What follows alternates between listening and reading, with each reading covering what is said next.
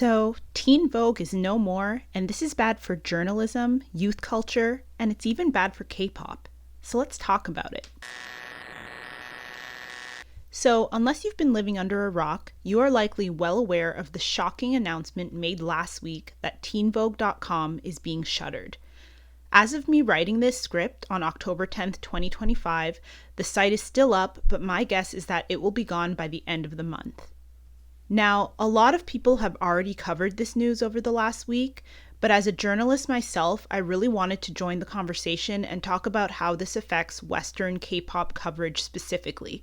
Before I get into that though, let me put some things into context for anyone who may not fully understand Teen Vogue's significance. So Teen Vogue originally launched as a print magazine in 2003, as the little sister publication of Vogue.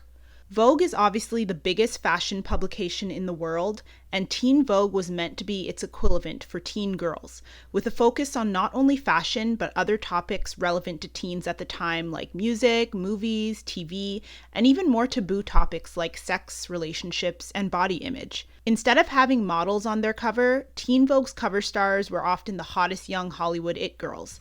Name a celebrity woman who has been popular at any point in the last 20 years, and she's likely been on the cover of Teen Vogue.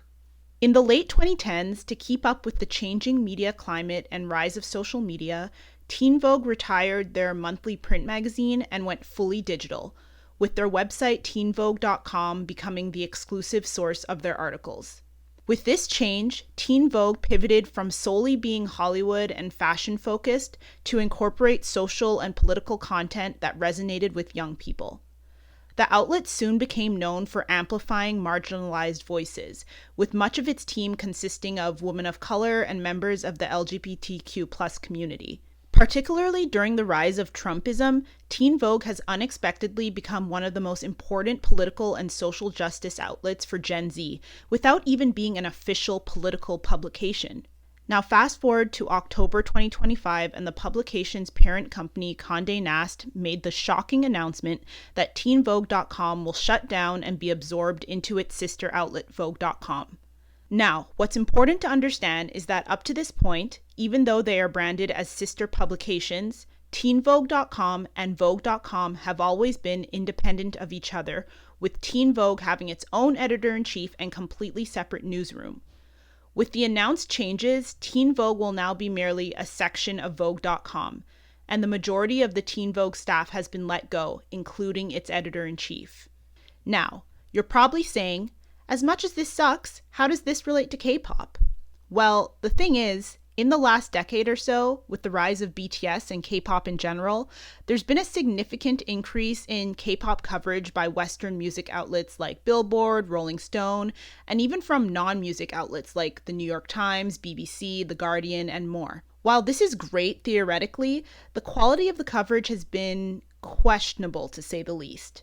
A lot of the reporting has traditionally been done by white male journalists who have very little knowledge of K-pop and seem to not care to do basic research. The coverage often feels, at best, very surface level and boring, and at worst, quite mean-spirited with undertones of misogyny, racism, and homophobia in the ways not only K-pop as a genre is described, but also in how these journalists perceive K-pop fandom, particularly fangirls.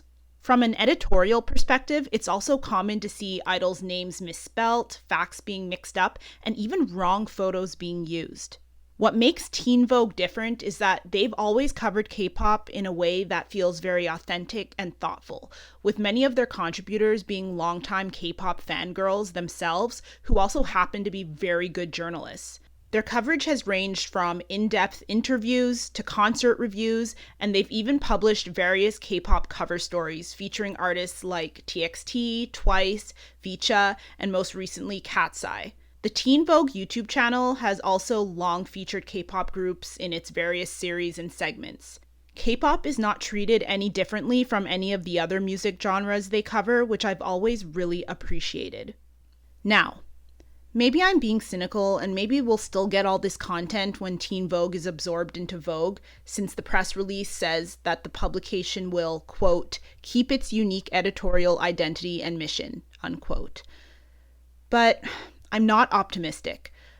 I can't see the rest of the press release because Vogue Business has it behind a paywall that I am absolutely not paying for, but I think it's no coincidence that this is happening during one of the most toxic and scary political climates our generation has ever seen. With a US leader who hates the press and is openly misogynistic and racist, I think billion-dollar corporations like Condé Nast are caving to the status quo as usual to protect their pocketbooks. But we shall see, I guess. In the meantime, I think it's so important that we continue to support journalists, especially those of us who are marginalized and already face a hard time getting work and having our voices heard. As a Black woman journalist myself, just you watching my videos is so supportive in itself, and I appreciate you all so much for that. Thank you so much for watching, and I'll see you in the next video.